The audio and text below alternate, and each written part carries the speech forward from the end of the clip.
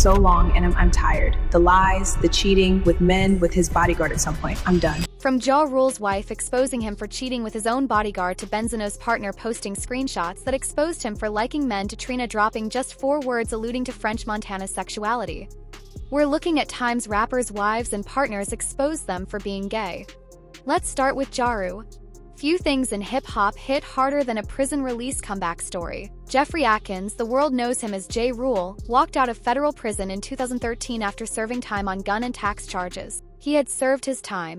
He had his music. He had his wife Aisha, his high school sweetheart, the woman he had been with since before any of the fame. By every public account, Ja Rule had built exactly the kind of loyal, grounded love story that hip-hop rarely gets to celebrate. And then the internet opened its mouth in the lead-up to what was reportedly an MTV documentary called Married Life After Prison. Quotes started circulating online that were allegedly attributed to Aisha Atkins. They were explosive. Raw, bitter language about the marriage falling apart and Ja Rule allegedly leaving her for a man he met while incarcerated and even of having an affair with his bodyguard. So long, and I'm tired. The lies, the cheating with men, with his bodyguard at some point. I'm done. The alleged lines were visceral and specific, the kind of detail that makes people stop scrolling. They spread across gossip sites at a speed that the pre-Twitter internet could still manage. Within days, the narrative was everywhere. Blog after blog was running the story. Comment sections were erupting. And the person at the center of all of it was a man who had just finished doing time and was trying to rebuild his life in public. Ja Rule was not going to let that sit. He took to Twitter with the kind of clarity that left no room for interpretation, calling the claims false lies made up by some non-factor website clowns and making it abundantly clear that he and Aisha were still very much together. He was emphatic, he was angry, and he was consistent. The denial was picked up by multiple outlets, including The Independent and Huffist. Couple remained married in the years that followed. No documentary interview from Aisha ever surfaced to validate the alleged quotes. No tape, no receipts, no corroboration. What's striking about the Ja Rule situation is how little evidence the internet actually needs. A plausible context. A man coming home from prison was enough to make a rumor feel real. The story had emotional logic, even if it had no factual foundation. Ja Rule has repeatedly said the people spreading these stories are trying to damage his family. By most accounts, that family survived it intact. The rumors resurfaced periodically over the years with additional embellishments, but they never produced a single verifiable source. The Ja Rule story is about an anonymous internet fabrication, a wife who never actually said what the gossip sites claimed, she said. What comes next is a very different situation. A real woman, real social media, and alleged receipts in the form of screenshots that the entire internet could read for themselves. Benzino, Raymond Scott Benzino, former co-owner of The Source and a longtime figure in hip-hop's industry infrastructure, found himself at the center of a very different kind of exposure in late 2025. And it came from someone who had sat at his kitchen table. Altha Hart, the mother of one of Benzino's children and his former long-term partner, posted what she claimed were actual text message screenshots on Instagram. These weren't vague insinuations or secondhand whispers. She was putting alleged evidence directly in front of the public and letting people read it for themselves. The messages, as posted, accused him of being in a sexual relationship with R&B singer Bobby V and of admitting to bisexuality. Lines like, "You was actually Bobby V and so you're admitting your bisexuality OMG" were right there in the alleged screenshots for anyone to see. She framed the entire thing as a betrayal, something she revealed after trying to make the relationship work. Benzino's response was to threaten legal action for defamation. From your knowledge, Carlos, am I gay? Well, that's the thing. I don't know you to be gay. That's why I want to, and that's been my right. So, first of all, she's not in her right mind. He did not go line by line through the allegations. He did not offer a detailed rebuttal of the specific claims. His position was that what she was doing was illegal and he intended to address it through the courts. Whether or not any legal action actually materialized, the social media moment had already done its work. Screenshots don't disappear. Conversation had already spread well beyond Instagram and into Hot 97 and hot new hip-hop coverage. What makes this case stand out is the specificity. It's not about fashion choices or prison proximity. It's about named individuals and alleged direct admissions. Bobby V himself has had his own turbulent personal history in the press over the years, which only added layers to the public reaction. Benzino has consistently maintained a straight public identity across decades in the industry. And as of this video, he has not directly confirmed any part of what Althea Hart alleged. But in an era where the screenshots are the story, denials often get buried 3 posts down. The image sticks. The rebuttal doesn't. Benzino's story is about a partner going public with what she claims are direct receipts. Dr. Dre's version of events is something far older and far more mythologized. Born not in a messy breakup, but in the middle of one of the ugliest wars hip-hop has ever seen. French Montana's case is different. The woman who barely said anything ended up saying more than enough. French Montana. Kareem Kbouch, French Montana, has the most diplomatically delivered entry on this entire list, thanks entirely to how Trina chose to handle whatever she knew or thought she knew or felt about their time together. The two were publicly associated around 2013 and 2014, and the nature of their relationship was a subject of significant curiosity in the gossip ecosystem at the time. When Trina appeared on The Breakfast Club and in other interview spaces to discuss their history, her language was remarkably careful and remarkably loaded. She said they'd never really dated. She said they were just friends. She said she didn't want to expose him. She called him a different type of individual. Karen Civil covered the interview in additional detail. And then she stopped talking, and what she had already said just sat there open to interpretation in a comment section that was happy to do all the interpreting for her. When you are a famous woman who is publicly linked to a man and you say on a nationally syndicated platform that you don't want to expose him, people are going to ask what you're protecting him from. The internet did exactly that. French Montana's response was measured. He pointed to the timeline of his divorce as context for their association and dismissed broader speculation as the standard noise that comes with celebrity at a certain level. He has continued presenting as straight in his music and his public life without deeply engaging the speculation. But Trina's words have never fully gone away. What she chose not to say has followed French Montana for over a decade. In the age of social media, the things people choose not to say are sometimes the loudest. French Montana's story is built on carefully chosen words that left everything open, but not every situation involved wives or partners speaking out directly. In some cases, it was friends, insiders, or even the rapper's own actions that raised those same questions. Dr. Jar. The rumors around Andre Young have been baked into hip-hop beef mythology for so long that they've almost become folklore. This story doesn't begin with a wife or a girlfriend. Begins with Eazy-E with Death Row Records and with the ugliest chapter of West Coast rap's golden age. During the height of the Death Row vs. Ruthless Records feud in the 1990s, Eazy-E took shots at Dre and diss records that called out his sexuality in explicit and ugly terms. Language designed not just to embarrass but to destroy. At the time, these were read as pure battle rap venom. Kind of thing artists said to humiliate rivals in the most visceral way possible. But the rumors didn't die with the beef. They got new oxygen when Suge Knight, never a man shy about making controversial claims, began giving interviews in which he alleged that during a confrontation involving Tupac, Dre made a specific statement acknowledging bisexuality. When challenged, Suge's accounts have varied across different interviews over the years, and his credibility as a source is, to put it charitably, complicated. The Daily Beast documented the surrounding context extensively. Figures like Mob James and Reggie Wright Jr., both connected to Death Row's inner circle, have periodically revisited the topic in their own interviews, keeping the story alive in hip-hop's oral history. None of these accounts come with documentation. None involve a wife or a partner making the claim.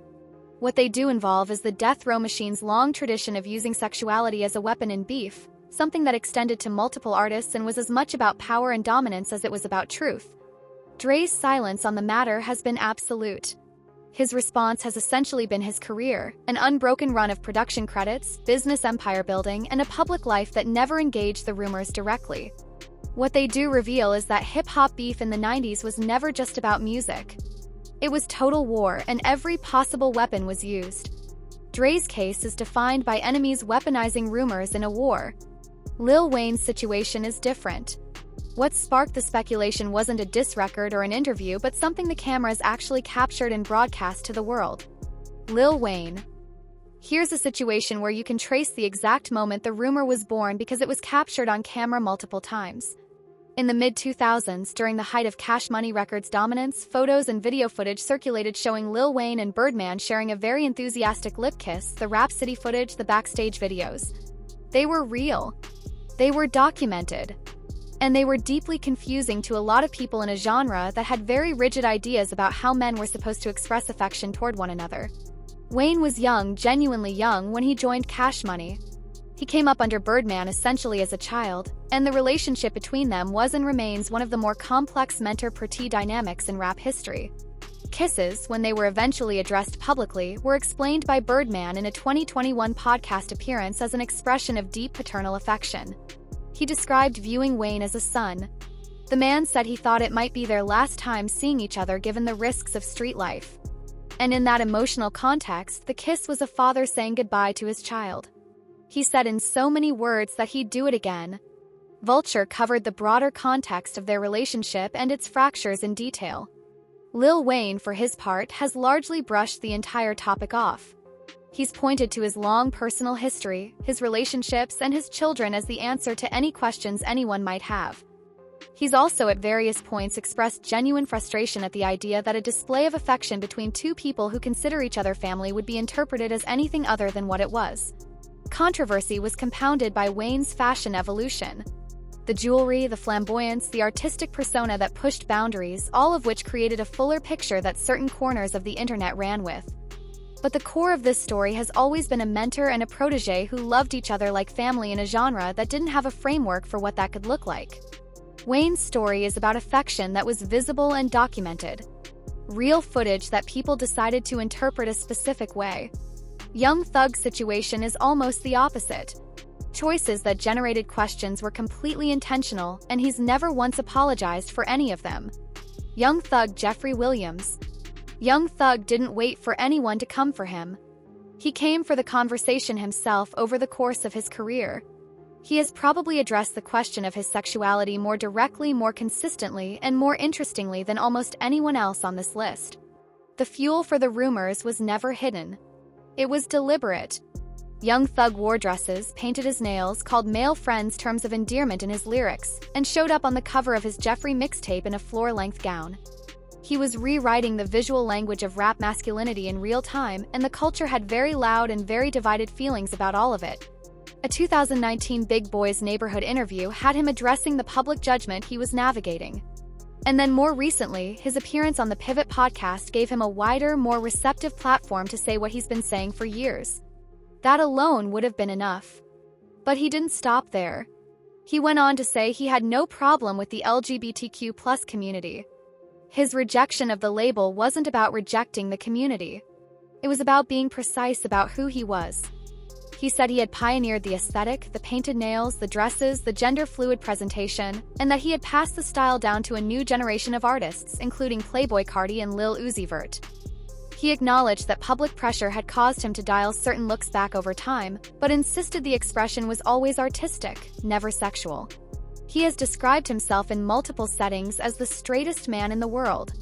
What's fascinating about Young Thug's situation is that it inverts the usual structure of this conversation entirely. He wasn't exposed to anyone. He was the one setting the terms. The rumors were a response to his own creative choices he has never apologized for and never walked back. Whether you believe him or not, the conversation he started is one that hip-hop is still actively having. Young Thug created the conversation around himself through deliberate artistic expression and has faced it heat-in every time. Birdman, on the other hand, has been part of the same visual conversation as Lil Wayne for nearly 2 decades, and he has had to step up and address it entirely on his own terms. Birdman Brian Baby Williams Birdman has a chapter in this story that is inseparable from Lil Wayne's. 2 men are linked by the same footage, the same photographs, and the same cultural confusion that erupted when those images hit the internet. But Birdman has faced his own independent line of questioning beyond the Wayne kisses, including a 2016 moment where a single ambiguous one-word answer to a pointed question got interpreted in ways that clearly got under his skin. In a Hot 97 sit-down, he addressed the gay rumors directly and without hesitation. You know, this gay thing and that gay thing. What do you mean? I don't understand. He was saying that you was gay. Come on, man. I'm a straight gangster, man. His explanation of the Wayne kisses in this and every subsequent appearance where it came up was consistent. These were 2 people who had grown up together, who loved each other like family, and who expressed that physically in the way that made sense within their world. I always looked at Wayne as my son. Kiss him again, he said. That grape juice covered the full sit-down in detail. Topic resurfaced with added energy during the period of intense legal and personal conflict between him and Lil Wayne. A falling out that was public, messy, financially enormous, and deeply felt on both sides. In that climate, old footage and old questions got new air. But Birdman has been consistent across every platform. His answer, stripped to its core, is this is how we move in our world. And if you don't understand it, that is genuinely not his problem. Birdman dealt with this directly, confrontationally, and on camera every time it came up. Busta Rhymes has taken the polar opposite approach, and his strategy of near-total silence is in its own way just as revealing. Busta Rhymes. Trevor Smith. Busta Rhymes has one of the most interesting approaches on this entire list, which is to say almost no approach at all. The rumors around him have been circulating since the 1990s, moving through radio shows, message boards, and Wendy Williams-era celebrity gossip in the early 2000s with the kind of persistence that doesn't require evidence to sustain itself. The Newsweek piece on hip-hop's gay subculture captures the broader era that kept names like his in rotation. What's notable about Bua's situation is his response strategy, or rather the near-total absence of one. While other artists on this list have gone on podcasts, issued detailed Twitter denials, and addressed questions head-on, Busta has largely treated the rumors as beneath his response threshold. There are documented moments where he's walked away from or shut down questions about homosexuality in hip-hop rather than engaging with them. Choice that, depending on who you ask, reads as dignity, deflection, or both. The irony is that his silence may actually be the most powerful statement available to him. He spent 3 decades building one of the most undeniable catalogs in rap history. His public image, constructed on hyper-masculine energy, relentless performance, and a work ethic that has never let up, has never wavered regardless of what forums and radio shows have said about him. The rumors exist in the background of his career, persistent but never loud enough to define it.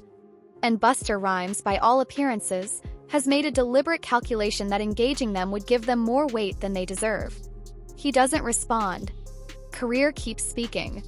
Busta chose silence and let the career do the talking. Drake chose something in the middle. And what makes his case particularly interesting is that the person who initially sparked the conversation wasn't a wife, a rival, or a radio host.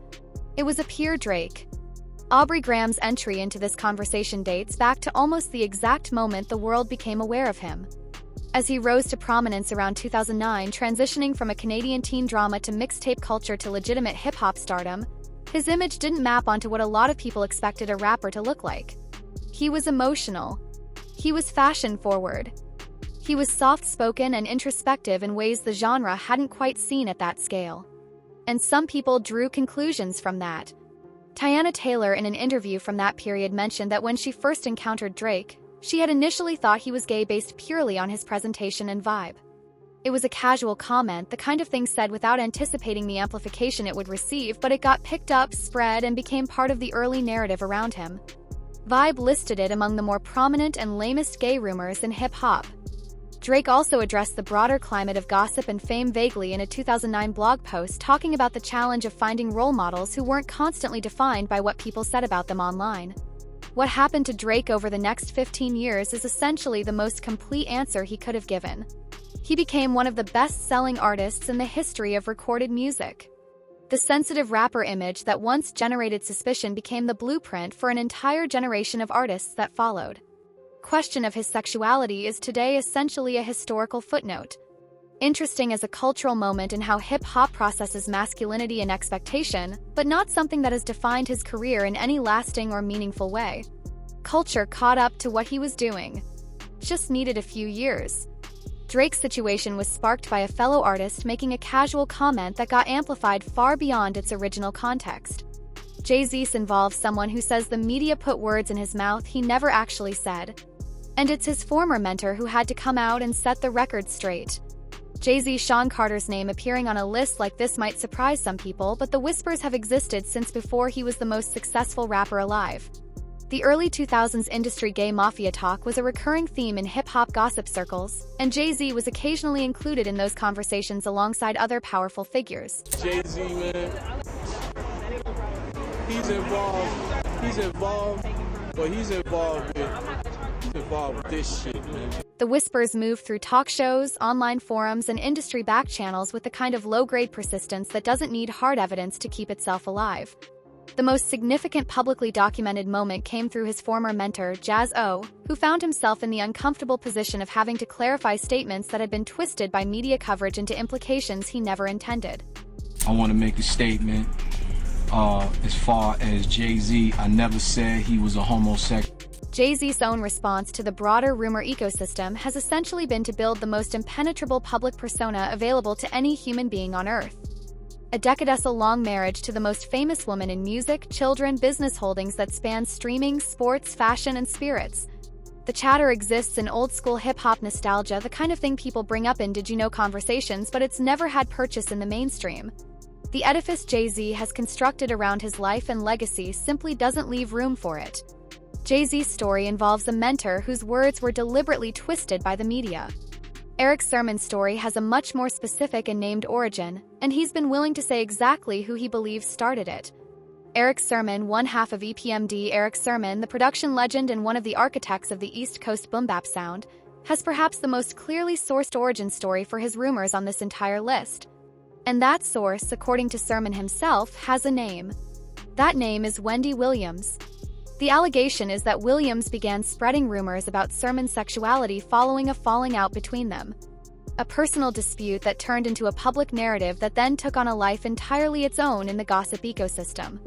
Sermon addressed this directly in a 2012 LAD TV interview, naming Williams as the origin point and calling the claims baseless. He also addressed it in detail in his own Vlad TV feature. He didn't dodge the question. He was specific about where he believed the rumor came from, why it started, and why he considered it a calculated and deliberate act of damage. He has addressed the topic multiple times across different platforms and interviews, calling the claims baseless every single time, maintaining a straight public persona in his music and personal life throughout. Some accounts suggest the rumors spread following the end of their personal interactions. The implication being that this was retaliation rather than revelation. What makes Sermon's situation particularly illustrative and the perfect entry to end on is how it demonstrates the machinery behind some of these stories. Not all celebrity gossip emerges from anonymous sources or faceless forums. Some of it has a very specific point of origin, a specific motivation, and a specific intended target. Wendy Williams spent years as one of the most powerful voices in celebrity gossip, and the people she chose to discuss and how she chose to discuss them shaped public perception in ways that were genuinely difficult to reverse. Erick Sermon's willingness to name her and push back publicly is a reminder that behind every rumor on this list, every tweet, every screenshot, every interview answer, every diss line, there is always someone who made a choice to start it. Thanks for watching. Check out other cards on the